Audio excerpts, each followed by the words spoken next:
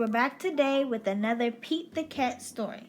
I really love these Pete the Cat stories, and I hope you do too.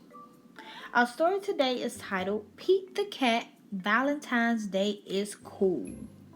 So let's remember, this video is coming out before Valentine's Day, but Valentine's Day is next week, and it's a day that's all about love. So we can say that we love our families, we can say that we love our friends. So let's find out who Pete loves in this story. It was the day before Valentine's Day, and Pete was riding his skateboard home. On the way, he saw his friend Callie. She was holding a big red heart that said love. "Have you finished your Valentine's Day cards?" asked Callie. "No, Valentine's Day is not cool," Pete said. "Oh, Pete, Valentine's Day is my favorite holiday. It's a day to tell people how special they are to you," Callie insisted. Pete skated on, but something in the back of his mind told him that Callie might be right. By the time Pete got home, he had decided that Callie was right about Valentine's Day. So he got out his pencils, paper, crayons, and markers and sat down at the kitchen table. First, Pete started to work on a card for his friend Larry. Pete made several cards with big red hearts, but he was not happy with his work.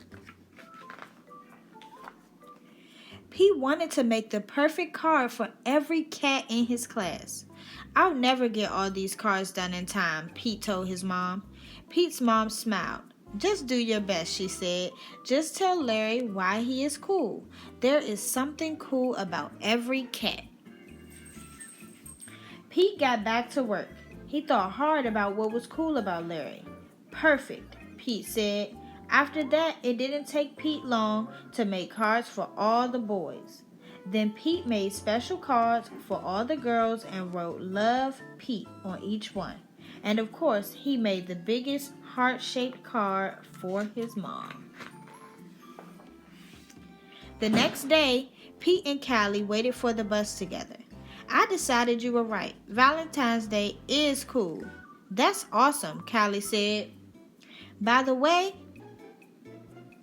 I am having a Valentine's Day party at my house after school if you want to come." The bus pulled up then, and Pete and Callie got on. Mr. Ted, the bus driver, smiled and said, "Good morning," but as soon as they were in their seats, Pete put his head in his paws. "What's wrong?" Callie said. "I forgot to make a card for Mr. Ted," he cried. Then Pete thought, "But I can make him an awesome card before we get to school." Pete pulled out a piece of paper and colored pencils from his backpack. He began to draw. "Happy Valentine's Day. Thanks for picking us up every day for school," Pete and Callie said as they handed Mr. Ted his Valentine. "Thank you," Mr. Ted told them. "You just made my day."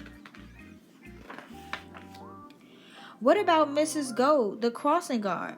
We need to make her a Valentine too," Pete practically shouted. "Let's do it," Callie said.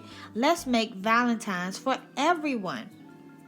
Pete and Callie got super busy making cards for everyone. After school, Pete went to Callie's party. He rang the bell and then he froze. Callie opened the door only to find her friend in a panic. "What's wrong, Pete?" "I forgot something very important," Pete admitted. "What?" Callie asked. "I just realized I forgot to make a card for you," Pete said.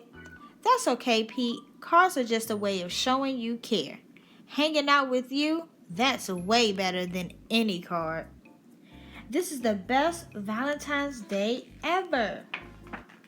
And happy Valentine's Day to you. Love, Pete. The end.